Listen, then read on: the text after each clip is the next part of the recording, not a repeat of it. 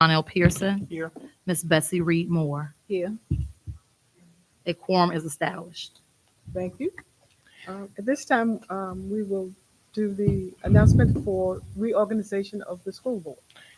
Yes, good evening, everyone. At the work session held last week, the Greensville County Public Schools Board voted on a new chair and vice chair. I am pleased to introduce to you tonight the new chair of the Greensville County Public School Board, Miss Janet Roberts.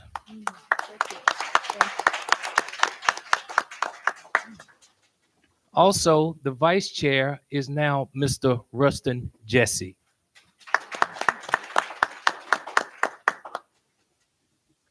Thank you, Madam Chair. All right. We're going to now have our invocation, and I am going to defer to our vice chair, Mr. Rustin Jeffy, will lead us in our invocation. Let us pray. Dear Lord, we thank you for being in our presence today. We ask that you continue to stand over us and watch us and guide us and direct us as we make decisions as a board. But more importantly, Lord, that you stay with us as we try our best to help the youth in our community.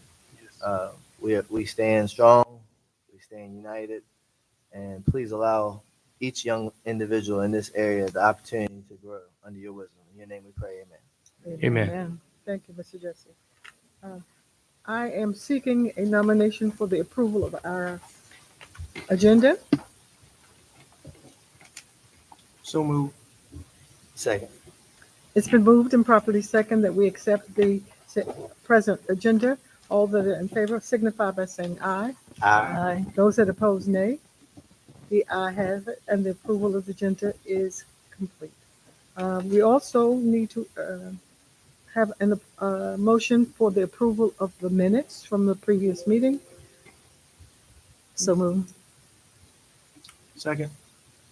Thank you. It's been moved and properly second that we approve the minutes from our January meeting, from our previous meeting.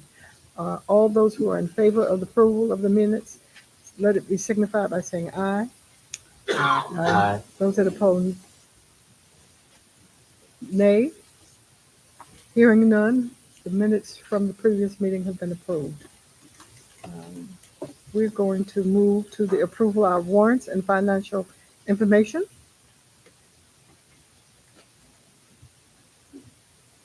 I seek a motion for the approval of the warrants. So moved. Second. It's been moved and properly second that we approve the warrants for the current month. All those who are in favor signify by saying aye. Aye. Those who oppose, hearing none, we have approval for the warrants for the current month. Okay, we are now at the position where we're ready for public comments. Bear with me in my new position. Any citizen may address the board at any regular meeting. Persons wishing to appear before the school board are requested to contact the superintendent, the school board chair, or their designee for the placement of on the agenda. The chairman is responsible for the orderly conduct of the meeting and should rule on such matters as the appropriateness of the subject being presented and length of time for such presentation. No one will be allowed to make additional presentations until everyone has had an opportunity to make an initial presentation. The time frame allocated at each regular meeting for citizens to present matters of concern is 3 minutes. Madam Clerk, do we have anyone signed up for public comment? No, we do not. No one signed up, Madam Chair. All right, we have a hand. Yes. Right? Oh, yes, sir. We will ask from the floor, Mr. Dickens, Yeah. next. Yep, Yes, sir. Anybody? All right. Well, then, Mr. Dickens, since you're the first, we'll hear from you. I'd like to say a few words.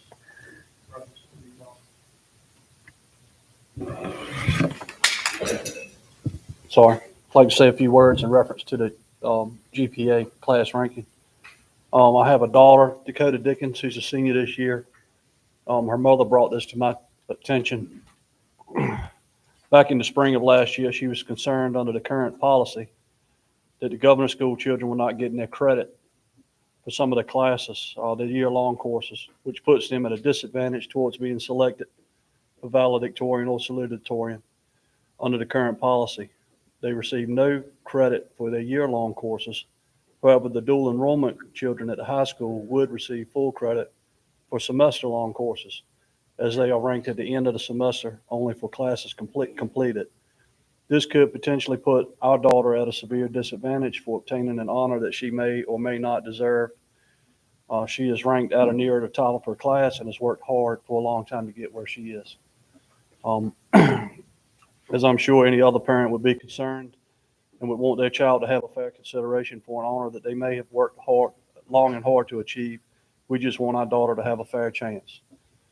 We approached the guidance counselors, principal, and superintendent with our concerns in an email on May 11th, 2023, and we received a meeting on the above mentioned May 30th. We were assured that our concerns would be addressed, the policy would be reviewed, and that the policies of other schools would be observed, and we would get a reply soon. We requested another meeting, which was held on August 24th. At this meeting, several school board members were present in both person and by conference call. We were assured that action would be taken and the policy reviewed. We were told that the current policy needed to be updated, as do many other policies of the school system that have not been revised or updated for many years. This policy apparently has predated the governor's school program and did not take into concern our situation. It seemed that everyone involved was in favor of updating the policy, and we weren't asking for any unfair favoritism for our daughter, just a fair chance at an honor she may deserve. Once the committee was formed, a new policy was drafted, and we felt that it still left the governor's school children at a slight disadvantage, but it was fair as possible to give them some credit for the work completed, even if the class was not finished. I feel it was the best and most fair way to handle the situation. Whether scored at the semester or at the third 9 weeks, at least these children will receive some credit for their work. I commend Dr. Edwards and his team for hard work on the policy. Then we had meetings and surveys, and I understand the need for public to have a right to give input and voice their concerns. I don't feel that the governor's school situation was clearly addressed to the public.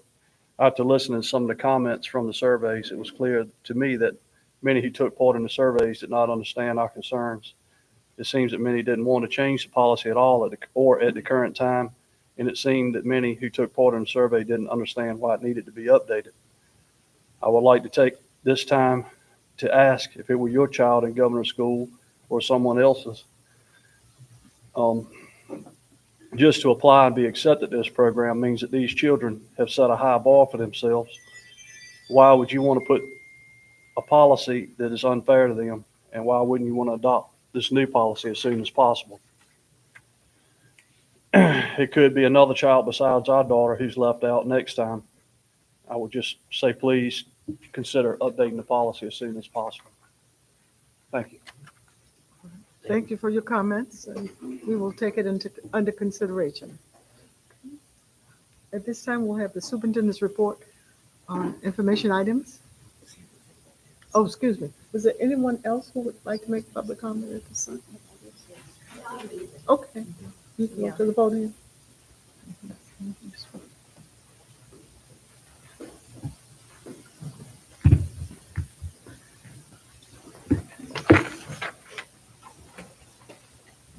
Hello, my name is Patrice Obey. I'm standing in reference to my sons, Titus and Malachi Obey. They attend Greensville Elementary School. Titus is in 5th grade. Malachi is in 4th grade. Malachi is in, my son Malachi, he has an IEP. I have not met his new case manager yet. The semester has almost ended for the kids regarding his IEP meetings. I have had one IEP meeting, but I have not even met his the substitute case manager. There wasn't a case manager for the 4th grade, and that was a concern for me too as well. And then his grades were slacking a little bit in school. So my concern is that even though Malachi he does his best in school, but I want to know what else can be done regarding him getting an IEP case manager for the fourth grade. Uh, and I was also told that there is a new case manager, and you all were gonna finalize it on tonight, well, this evening. I assume perhaps maybe y'all can finalize. Her, is it a her or him? When do I get to meet him or her? And yeah, that's it. Thank you. Thank you. Thank you. Thank you for your comments, and we will discuss the matter at a later time, all right? Is there anyone additional who would like to make a public comment? Okay. Dr. Edwards? Thank you, Madam Chair. And at this time, we're going to turn it over and to Ms. Riddick for special recognitions. And at the top of our special recognitions, we would like to recognize the new school board member here for the Greensville County Public School Board, and that is Ms. Bessie Reed Moore.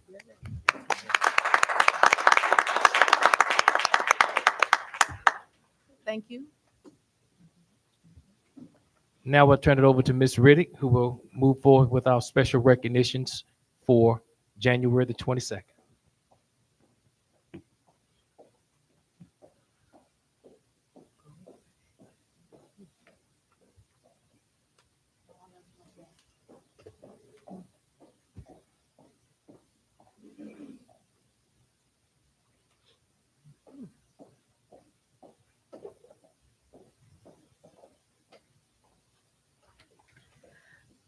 Madam Chair, board members, Dr. Edwards, colleagues and guests, good evening and Happy New Year. January is Virginia. Seems late, but you're right. This is the first meeting of the new It is. It is. January is Virginia School Principals Appreciation week that was celebrated January 14th through the 20th. Before I ask the principals to stand, I would like to read the proclamation. By virtue of the authority vested by the Constitution of Virginia and the Governor of the Commonwealth of Virginia, there is hereby officially recognized Virginia School Principals Appreciation Week. Whereas principals serve as educational leaders responsible for managing the policies, regulations, and procedures necessary to ensure a safe, vibrant, and effective learning environment for all students in Virginia's public and private schools. And whereas principals must work collaboratively with teachers, staff, students, parents, and community at large to prepare every student for success in life as productive members of our economy, informed citizens in our democracy, and engaged participants in our communities. And whereas school principals work cooperatively to direct, develop, and inspire all members of the school staff and student body to embrace and meet high expectations so that every child reaches their potential. And whereas principals are critical to creating strong partnerships between school and home that are based on open communication and a culture that welcomes and engages parents in the learning process. And whereas principals and teachers are entrusted with the opportunity, responsibility, and trust of parents to guide, direct, nurture, mentor, and impart knowledge to our children while they are at school. And whereas Virginia School Principals Appreciation Week is an opportunity to recognize the hard work of Virginia school principals and to recognize the importance of principals in ensuring that every child has access to a high quality education that opens doors to the future opportunities and allow each child to fulfill their dreams. Therefore, Glenn Youngkin do hereby recognize January 15th through 21st as Virginia School Principal Appreciation Week in our Commonwealth of Virginia. Please join us by taking a moment to honor and appreciate the incredible dedication of our Greensville County Public School executive principals. Thank you for your unwavering leadership, commitment, and positive impact you make on our students, staff, and community every day. Dr. Dana Halls, Greensville County High School, Mary Person, Wyatt Middle School, and Nicole Coker, Greensville Elementary School. You may meet Mr. Dr. Edwards and just a small token of our appreciation for the work that you do.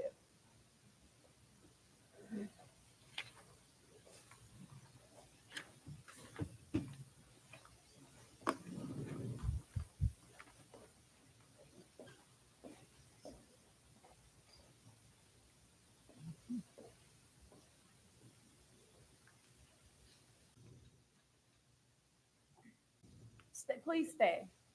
Because all I have left is our award. I don't know what's going on, Dr. Edwards. We don't see you going trophy back. I don't think you thought you were gonna be here, but I don't. All right, so I think the staff attendance one is the one that's back, right? Yes, ma'am. So for best, well, no, we have a. What do you have up for me? You got 3. Okay, great. Best staff attendance goes to Greensville County High School with 94.3%. 94. So he gets to keep it.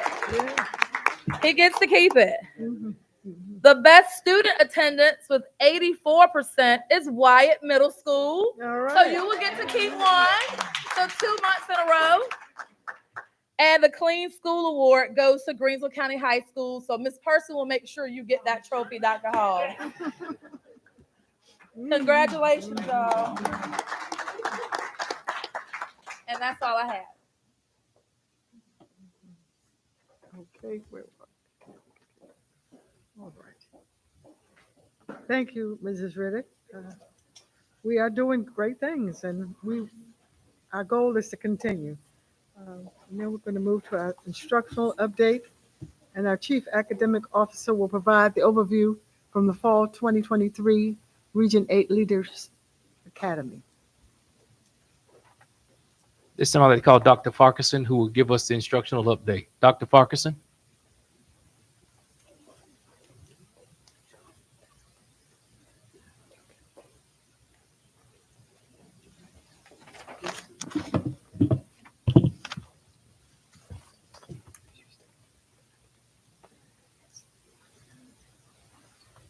Good afternoon, Madam Chair, board members, Dr. Edwards, community members. On November 27th, Greensville County Public Schools had the opportunity to share with Region 8 at the Leaders Academy some of the things that have been taking place that are moving us in the right direction. As a part of that presentation, Ms. Harrison and Ms. Coker willingly joined me at Longwood to present to Region 8. Of course, the presentation was quite lengthy. I am not going to do the hour and 30 minutes that we just kidding. I'm just going to go through some of the highlights of the presentation. The presentation in its entirety is linked to the school board agenda, so you're welcome to go through it at your leisure. So again, we presented on November 27th at the Region 8 Leaders Academy. And we started by just giving those who were present a general overview of our community. And I don't have my glasses on, so I can't read any of that to you. But everyone here is familiar with our community. We gave a general overview, though, to those who are not familiar with our community. We shared with them our mission and vision that Dr. Edwards worked over a year with our community, our parents to come up with. We shared that at our Region 8 meeting. And then we started sharing with them the hard work that has been taking place over the past 5 years. And all wrapped up in that is our memorandum of understanding that Dr. Edwards mentions at every school board meeting, and our corrective action plan and the steps that we've been taking to try to break free from our corrective action plan. For those who do not know, we do have 132 essential actions. We have 5 key priorities. That was what we shared with our members of our Region 8 community. And it was signed April 25th. It was signed April 25th, 2018. So we went over that information with them. Our 5 key priorities leadership and governance, operations, academic and student success, HR, community relations. All of them have their own essential actions that are listed under them. And again, 132. So our key improvement strategies, this is the information that they wanted from us. What is it that we have done to get us moving in the right direction? So these are the 6 things that, as we talked, that we thought we should highlight with those that we were sharing with. So we adopted a literacy program.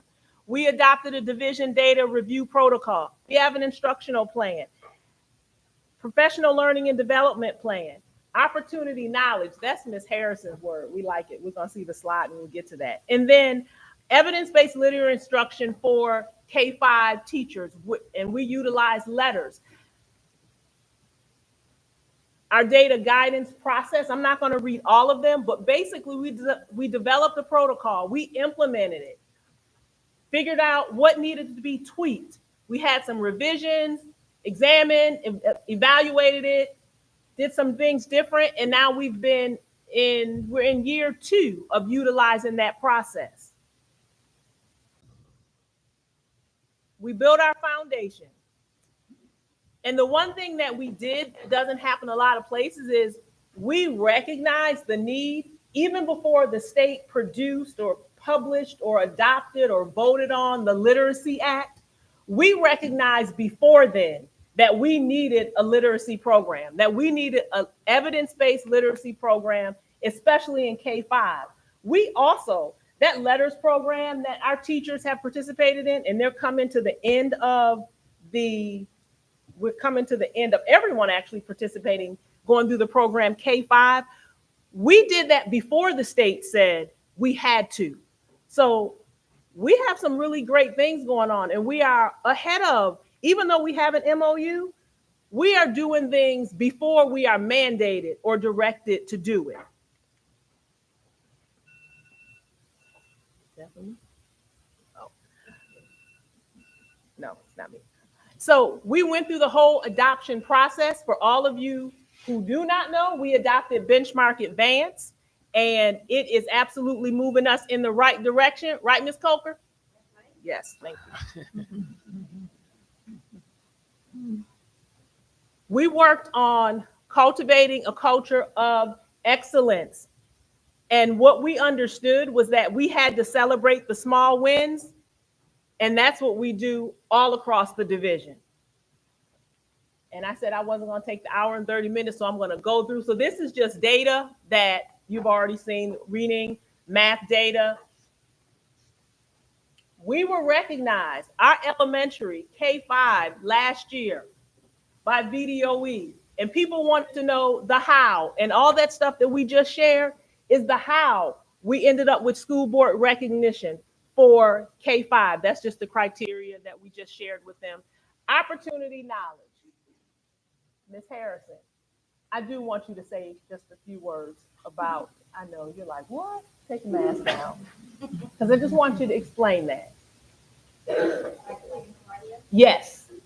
Good evening, everyone. Opportunity knowledge is because we are striving to go beyond just student enrollment. So when we focus on enrolling, enlisting, entrepreneurship, we are looking to increase our opportunities for our students. So what are we putting in place that will bring the workforce into our schools to see so that they are more aware of what's out there beyond these walls? And so these initiatives that we have in place and the opportunities that the board have afforded us is increasing our students' opportunity knowledge. So what they thought they might want to do, we are putting before them different things for them to explore, career exploration, that increases their opportunity knowledge, which increases their overall opportunities for success. Thank you, Ms. Harrison. And the rest of it, I'm just going to click to the end because that is, you've seen the Z-Space presentation, and this is just data. So this is what we shared with Region 8 at our at the leadership meeting on November 27th. Thank you. Thank you. So, thank you.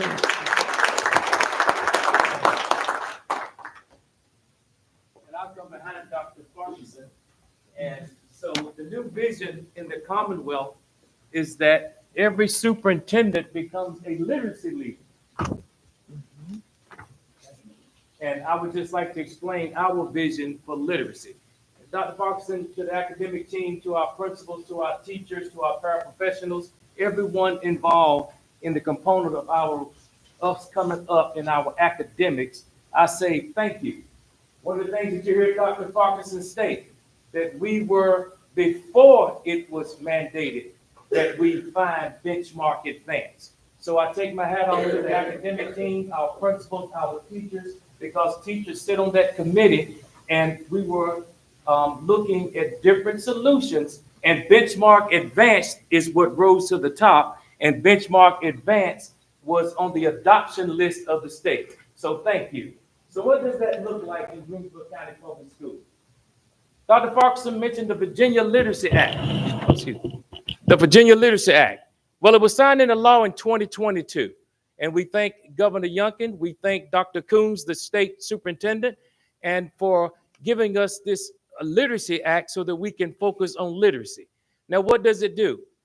It focuses on improving literacy K through 3 and the outcomes for all students in the Commonwealth. And we are doing all things due diligence under this Virginia Literacy Act. Our teachers have gone through letters training, and this is year 3, and everyone would have gone through letters training. What are our goals? We want to be a change agent through an equity lens for deeper learning and innovation by leading the way to improve literacy in Greensville County Public Schools. And second, we want to build personal and professional skill with a growth mindset and attitudes and values to improve literacy. One of the things that we have done, we've had reading coaches at our elementary school. Now we also have a reading specialist at the elementary level, and we are afforded the opportunity to have a reading specialist at the middle school level as we look to improve all things literacy.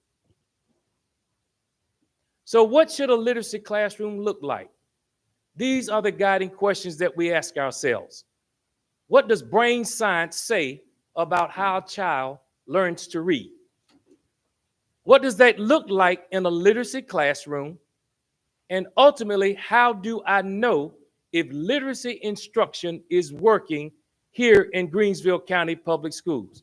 These are our guiding questions as we look to say, how are we going to improve literacy in Greensville County Public Schools? And how do we know if literacy instruction is working? Through lesson design, through our walkthroughs, and ultimately our formative data. The data that we collect from our walkthroughs, and when we look at our SOL assessments and benchmarks, those are the components of our formative data that we will know how literacy instructions look like and if it is working or not in Greensville County Public Schools. So we have set on a mission to create a division literacy plan. What would that literacy plan do? It will be designed to improve early literacy outcomes for our students pre-K through 8. And I do want to say a special thank you to the Improvement Association as they give us the pre-K start in our partnership with here in Greensville County Public Schools. It's going to make the divisions address how the local school board will align the mission, vision, and practices with evidence-based literacy instruction aligned with the science-based reading research. So how are we going to look at the science of reading? We plan to build a school-wide culture of literacy. We're going to develop proficient, fluent readers. We're going to also have a systemic and explicit professional development and research-based exchange processes that build the capacity of leaders and teachers to ensure success, and coaching that delivers personalized support and integration of best practice through improved literacy. Who, what, and when? Our design started in December, and we're bringing it forth to you here in January. We're going to roll out to our school leaders January through March. Also, we're going to roll out to the school board, teachers and families during the months of April and June of this fiscal year. So that is forthcoming. For our teachers, phase 1, pedagogy, science of reading, we're going to have professional development. In phase 2, we're going to look at materials incorporated with professional development. In our phase 3, we're going to have collaborative lesson planning. And in phase 4, we're going to have time with our teacher teams, pre-K through 8, to ensure that we are doing due diligence of literacy here in Greensville County Public Schools. But it's not going to stop there, Dr. Halls. We're going to bring that same concept here to the high school. Because in a perfect world, we will be saying that every child can read on their grade level. But we know that this is not a perfect world. And we do recognize that here in Greensville County Public Schools. Our schedule, once again, school structures and support. Starting off with this rollout in January. We're going to have a walkthrough plan February through March. Professional learning will take place March onward through the summer months, all the way up until August to when we come back to school. And we will support and track our plan through the months of April and June, through June. So what does this team look like? We will have a team consisting of 7 people. It will be myself, our chief academic officer, our division literacy leader, elementary principal, the director of special education, ESL support, and our reading specialists. We will be embarked in Region 8 on 4 different meetings beginning next month in February, 4 3-hour sessions along with 12 other school divisions. It will be a total of 84 people receiving the knowledge from the Virginia Department of Education under the leadership of Dr. Lisa Coons and Deputy Superintendent Morrison. We will receive that information and it's train the trainer. We will come back and deliver that high quality information to our staff here in Greensville County Public Schools, where we build this foundation. This is how we plan to tackle our literacy component here in Greensville County Public Schools. And thank you for allowing me to present this to the board. Thank you. Thank you, Dr. Edwards.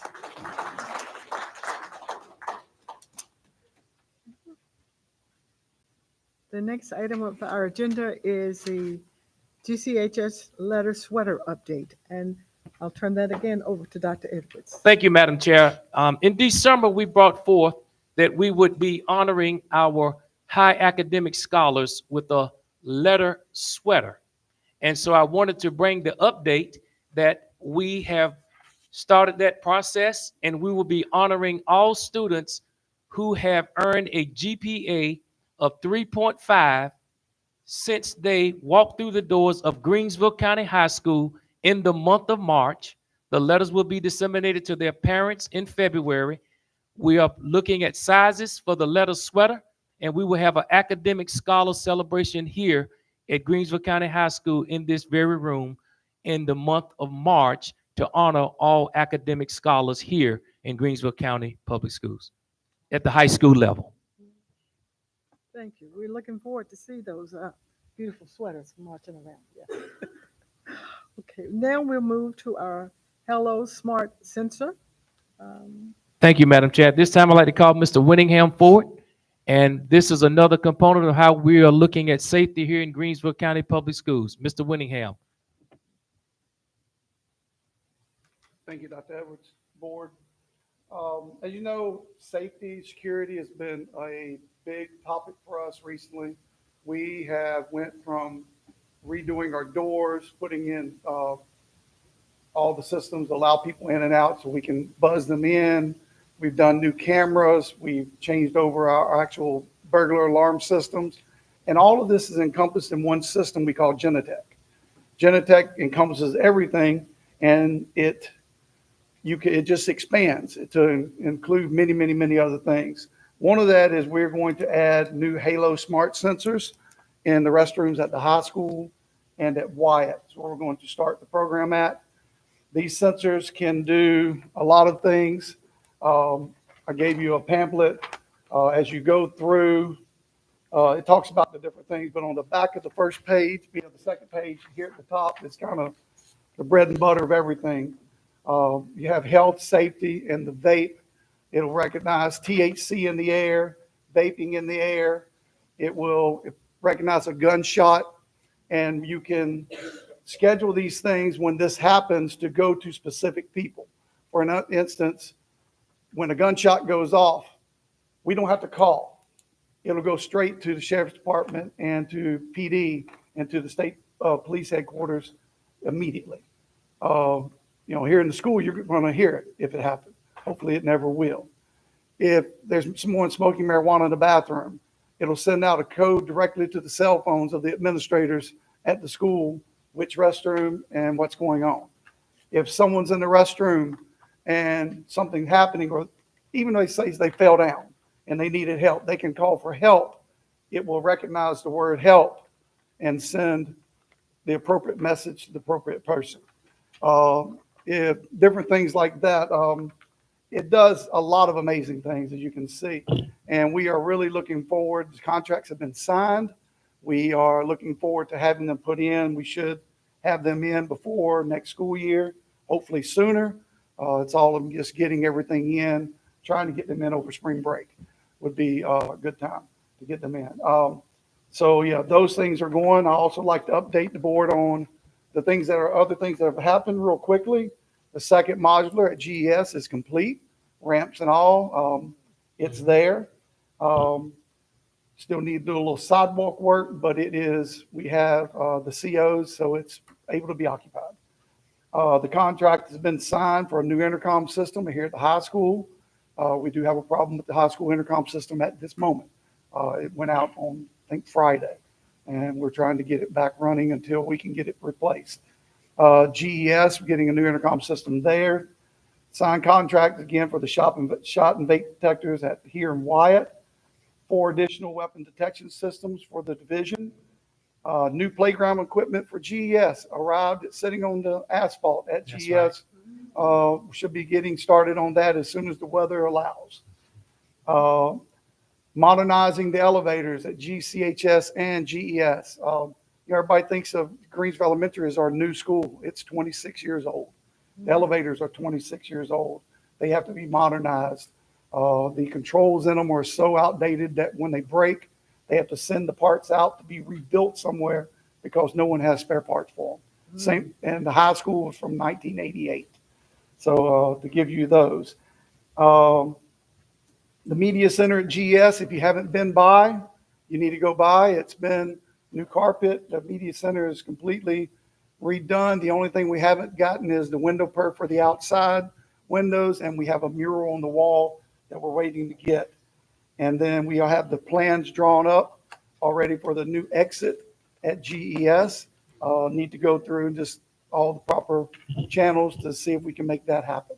So a lot of good things going on around, and we appreciate the board's support on everything you help us with.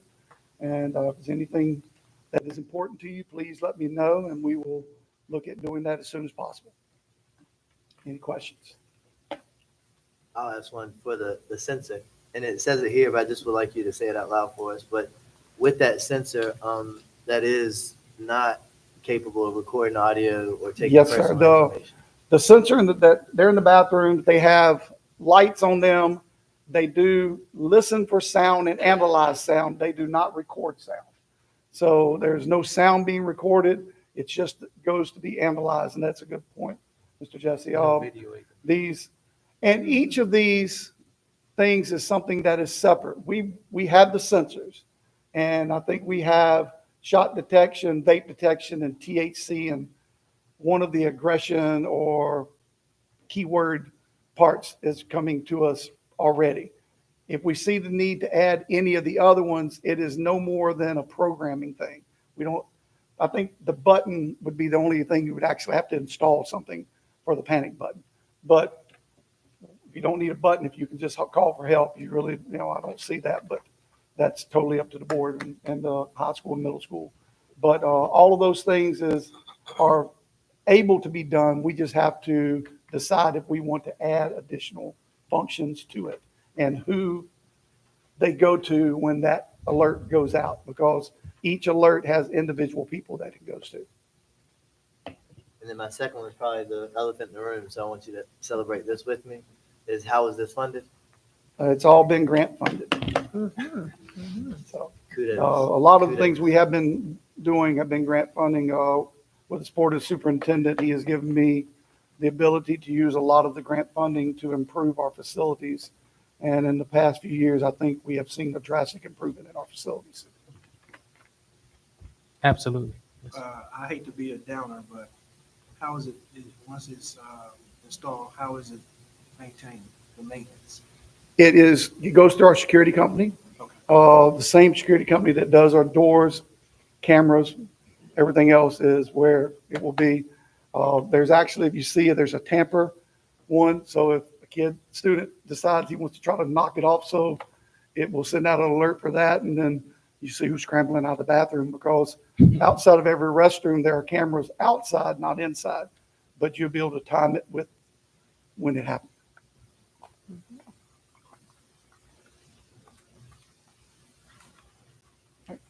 No further questions. Thank you, Mr. Whittingham. Thank you. Thank you. Thank you for that update. Now we will move to board member committee reports. Are there any reports at this time? No? Okay. All right, hearing none, we'll move to the calculating of the GPA at Greensville County High School.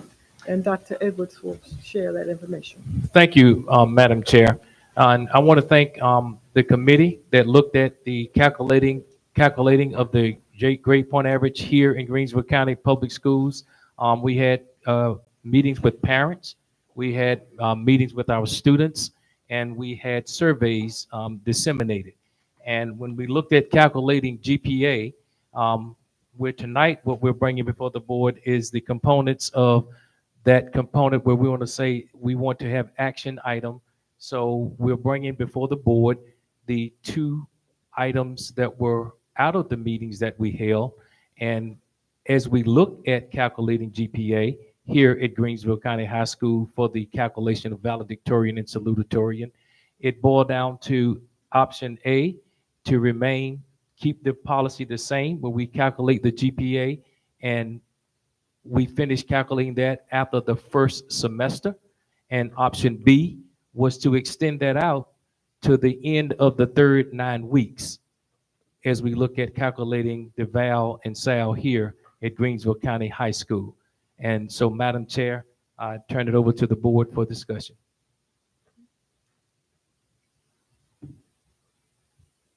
Someone like to make comment? Yes, I would like to make a comment. As far as the calculations is concerned, now is the second semester and you want to extend it to the third.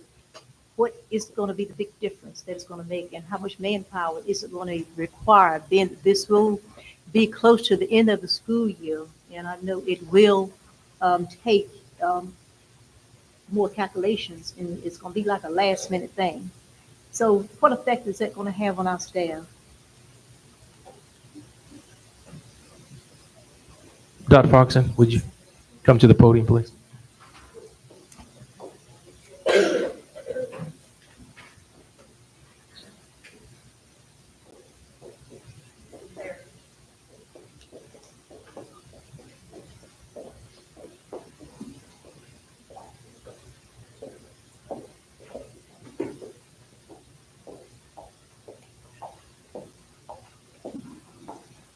So the time, speaking on the time frame that it would take, because you've been there. If we did it. If it's calculated at the end of the, if it's calculated at the end of the third 9 weeks, it will honestly will not take much more manpower than it does to calculate at the end of the semester. In regards to how much difference would it make, it honestly depends on the progress of the students, if that makes sense. What it will do, it will give the opportunity for those students, such as the governor's school students who are enrolled in year-long classes, to have some credit at the third 9 weeks that they will not get at the end of first semester. But as it relates to how much difference would it make, it really is individualized based on the performance of the students. Um, Looking at the numbers.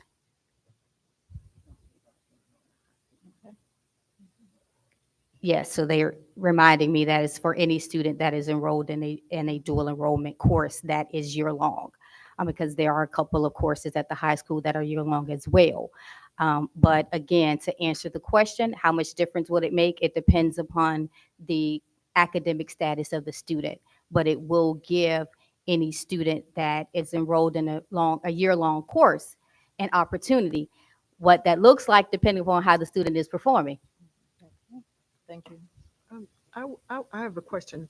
Will the delayed calculation impact the applications for college entrance? Will there be a negative impact that you don't have those grades sooner? What that again, honestly depends on the individual institution. Historically, we have calculated at the end of first semester, because that's normally when the students upload to Common App, and they will we will provide transcripts at that time.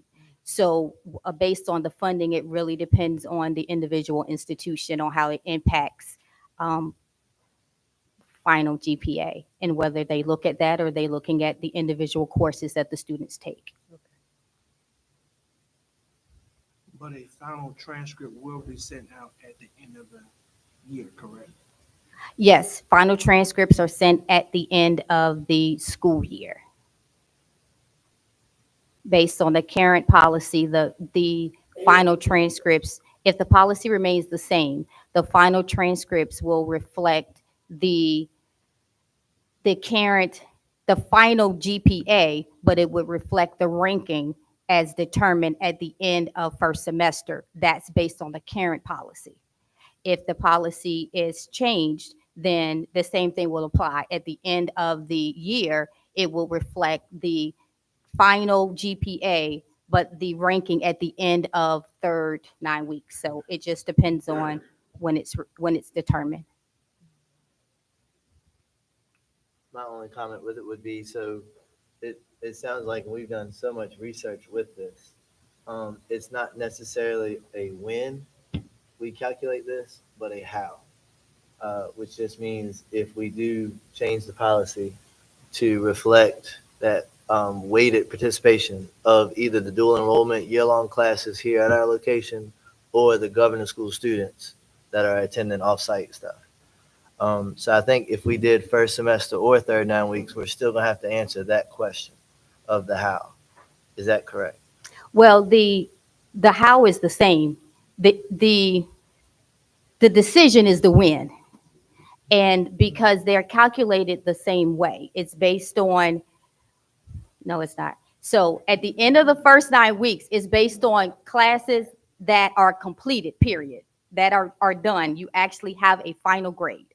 If we are looking to extend that to the end of the third 9 weeks, then it's based on the portion of the class that's completed that gets figured in with the first semester final grades. And so if a student is, for any student that's enrolled in a year long, so at the end of the third 9 weeks, they will get 3/4 of that grade. Our students that are in semester, it'll only be that first 9 weeks that would be added in. So again, it depends on how the students are performing. Yep. To determine whether you just can't answer that in general, because it really depends. But it does give students the opportunity, whether that's a pro or con, depends on the individual student.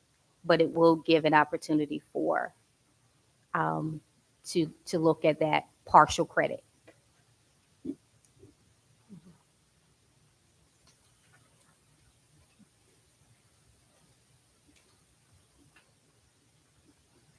Any other questions or concepts? consideration for this topic? That's it. Thank you. You're welcome.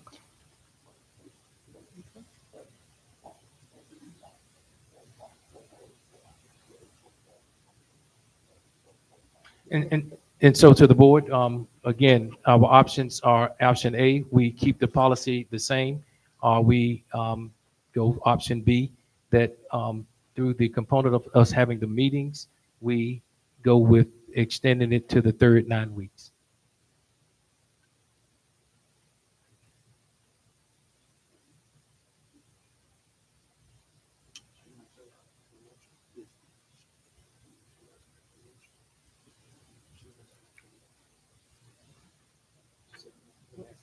Okay. I'll entertain a motion on this. Okay. Hold on 1 second, please. Man,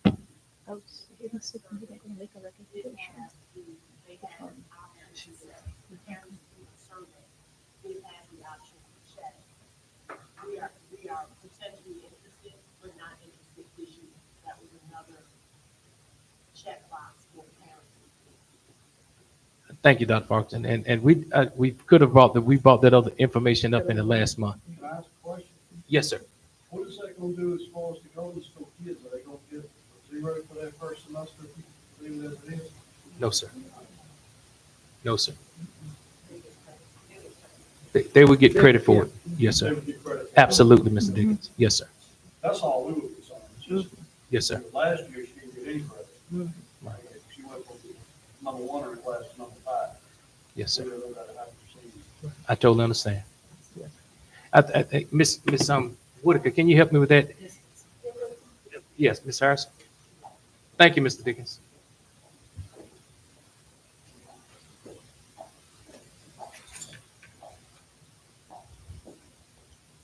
What Mr. Dickens is referring to when is at the end of the year is when, after at the conclusion of summer school, is when the GPAs roll over for the coming year.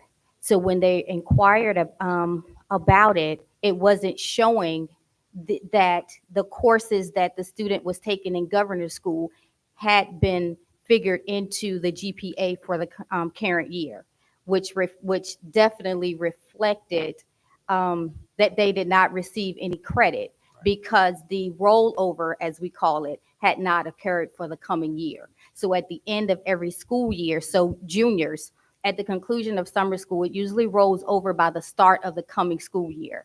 That will reflect everything that was taken in the prior school year. And so that had not been done at the time, which showed that no credit had been given. Credit, yes, but no calculation into the GPA had been determined at that time because the rollover for GPA had not taken place because it rolls over at the end of each school year prior to the start of the next. Thank you, Ms. Harris. You're welcome.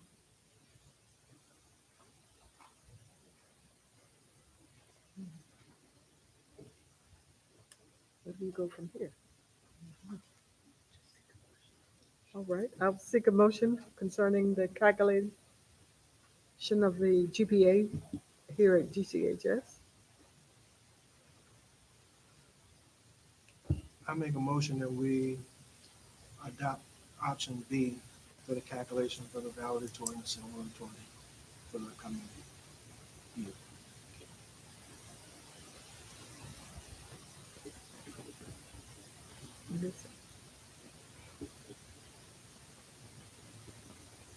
You need a second or any questions?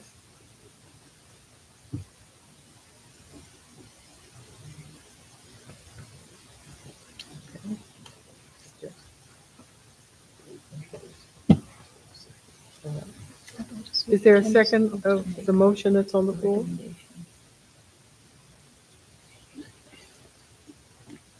Okay, let's see, I won't hear it. So what's the recommendation? yep, Ms. Reed Moore was just asking, It's because I thought the superintendent's supposed to make a recommendation, and I was told that it was at the previous board meeting. I wouldn't hear. So I need to know what the recommendation is. So Ms. Reed Moore, so my recommendation is hearing on the floor that we're fine with either one. If you want me to pinpoint A or B, is because Yeah, that's when we what- did it in December, what we stated, we would come back with both options to the board. That's what the instructions that I received, for the board to pick either option A or B. Okay, yeah. Well, see, like I said, I wasn't here, and so I didn't know, and so that's why I was in the dark. at the Understood. time. Can you give her Okay. clarity about what the options are, A and B? Okay. Please, you weren't here. Before he does that, Okay. I think Ms. Reed Moore is saying that. What would be more beneficial to the school system from the superintendent's point of view? Correct. Okay, from the, okay, from the That's what, super. I think that's what, the clarity what you're saying. Yes. Yeah. Mhm. Okay. Hearing where we are, looking at, so the recommendation that, from the superintendent's point of view, I see both ports, Ms. Reed Moore, into the board. Okay. And so looking at the conversations that we've had and looking at all the meetings that we've looked at, I do see that there is advantages and disadvantages. And one of the things moving forward to take advantage of full grade point average, I believe that option B is a viable solution. Okay. Thank you. And would you explain again? And Option B, if I missed something, Ms. Harrison, please let me know. Option B, we will do the same calculation, but we will extend it to the third 9 weeks before we cut off the component of the valedictorian and the salutatorian being named here at Greensville County High School.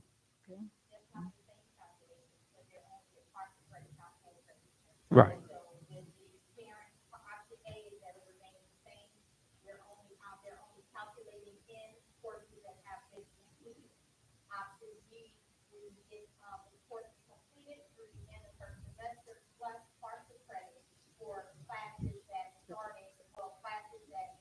Continuing.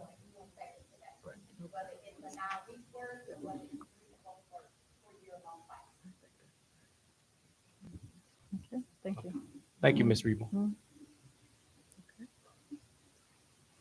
now, is there a motion regarding this issue? We have a motion on the floor. We do have one? Yes, ma'am. Oh, yeah. Okay. Mr. Pearson stated, Ms. Pearson, if you mind, would you repeat your motion, please, Yes, sir? please. I make a motion that we accept Dr. Edwards. Dr. Edwards' recommendation in reference to calculating the valedictorian, salutatorian for the upcoming year. Can you state that for us again, Dr. Edwards, so everybody will know where we are? I make a recommendation, make a motion to accept Dr. Edwards' recommendation to accept option B for the valedictorian, salutatorian for this year.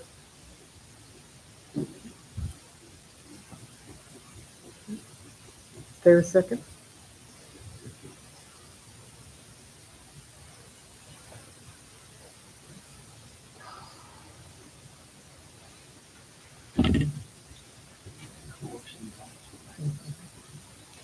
Hearing no second, the motion dies for lack of a second of the motion. We need to move forward. We move forward to the next issue, okay? Now, Dr. Edwards, we'll ask you to share with us the GCPS policy updates.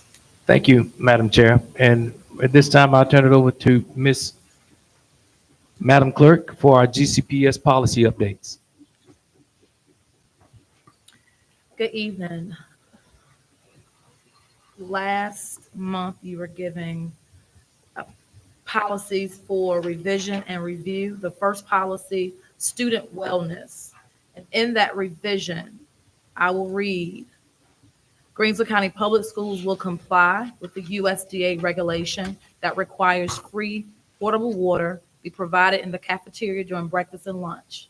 Water is an essential nutrient and is not a replacement for milk at meals, but rather an additional beverage available to students. The school division will regularly maintain water sources such as water fountains, water refill stations, or dispensers, and make clean, safe, and good tasting drinking water available where school meals are served. During mealtime, students are permitted to go to the drinking fountains and/or filling stations. Where possible, water should be accessible in high traffic areas such as gyms, outdoor activity spaces, and faculty lounges. In addition, students, teachers, and staff are encouraged to model positive hydration behavior. Students will be allowed to bring and carry water bottles filled with only water with them throughout the day. And that is to change the revision in the student wellness policy. I know, Dr. Edwards, you're gonna have them vote on these separately. Separately. Yes. Yes. The second one were several policies, met with the committee, with department heads for the policies that we have up for review. And there were no revisions to any of these policies. So we're just noting them as a review for January 2024.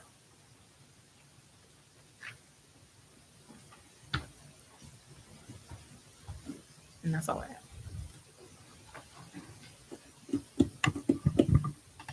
Thank you, Madam Clerk. So at this time, we would ask the board to look at, are there any questions as related to the policy changes as read by Madam Clerk? We want to move forward with the document.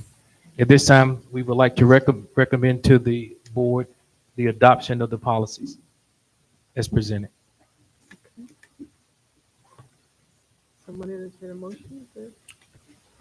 I move that the policy revision is adopted. Do you need it in two motions since it was two different presentations?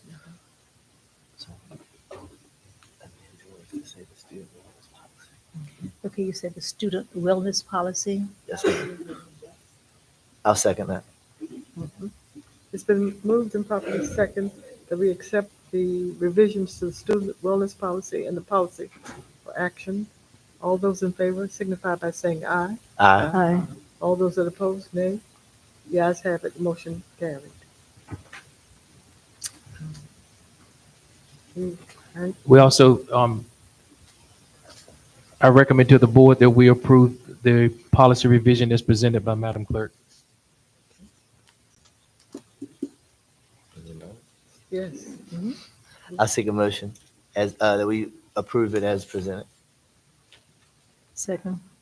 it's been moved and properly second that we accept the policy from the clerk as presented. All those in favor signify by saying aye. Aye. Those that oppose, nay. The ayes have it, the motion passed. Now we will move to. Thank you. Yeah, Dr. Akins, the field trip. Yes, ma'am. We have a field trip. Our Beta Club students are having an overnight field trip, and I recommend to the board that we accept the overnight field trip so our students will be afforded the opportunity to attend Beta. And if there are any questions, we do have the advisor, Ms. Slagle. He is here.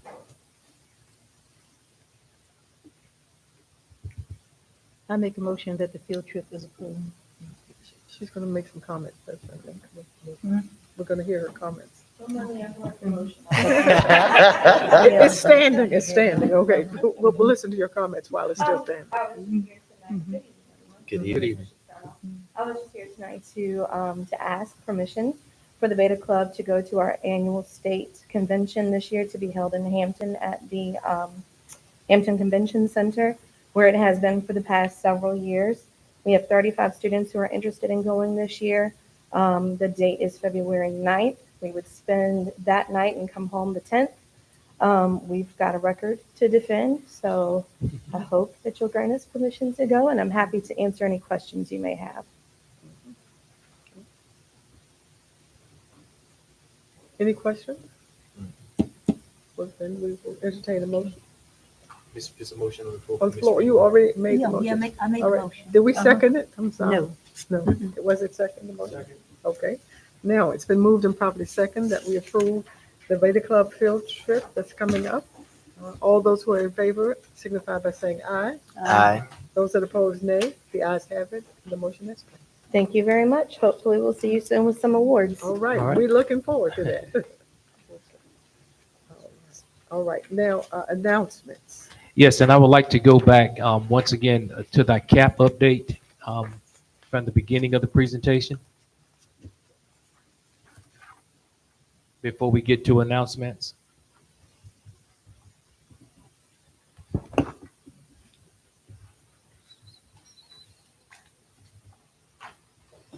As you know, and each month we're required to report our progress toward the corrective action plan. And this is my monthly update that I report on January the 22nd as we look at what we're doing here in Greensville County Public Schools. Under academic and student success, we've met totally on chronic absenteeism. And I'll mention chronic absenteeism each month because we are focused on getting our students to school 5 days a week.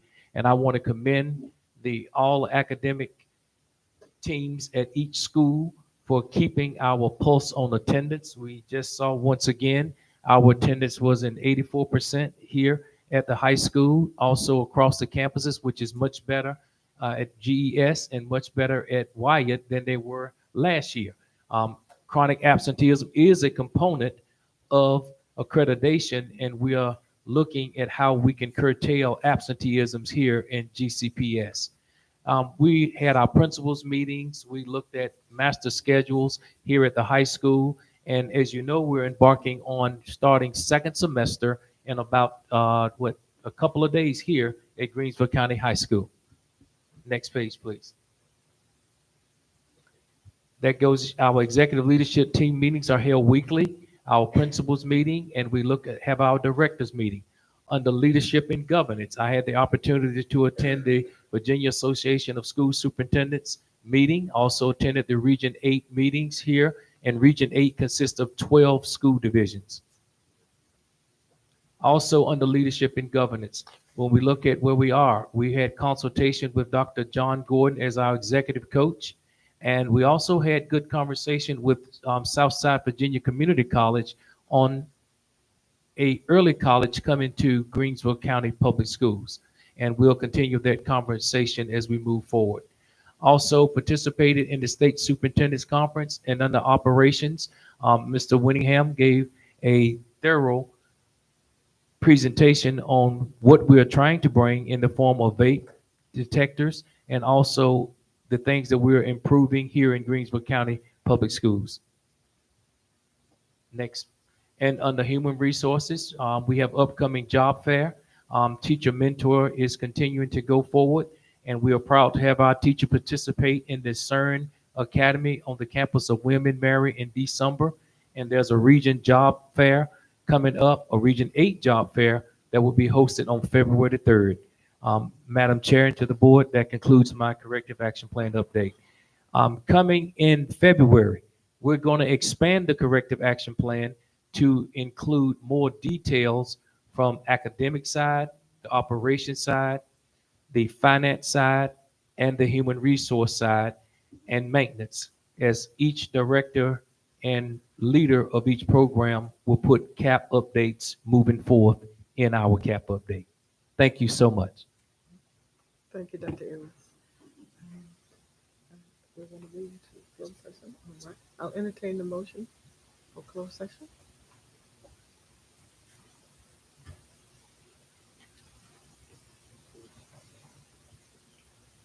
We'll entertain the motion at this time to move to closed session. So move. It's been moved and properly second that we moved into closed session. All in favor signify by saying aye. Aye. Those that oppose, nay. The ayes have it, and we're now going to closed session. Thank you for being here. Thank you. For participating.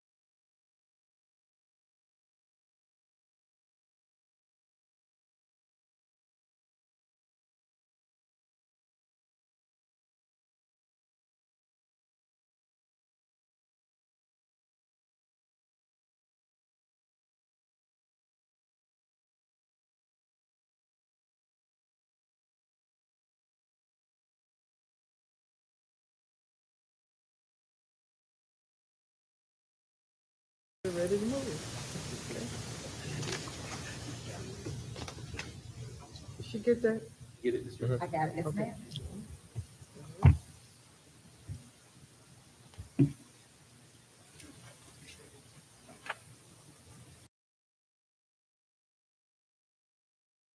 Yeah, I did. Oh, said- I didn't hear said- it. Sorry. Oh.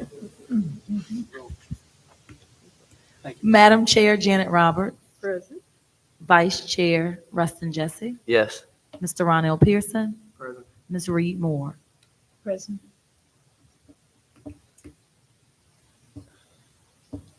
Madam Chair, administration bring before the recommendations to the board of approval of the personnel agenda as reviewed in closed session.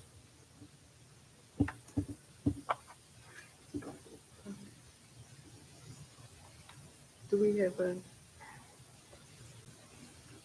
second, second motion for the action in closed session? So moved.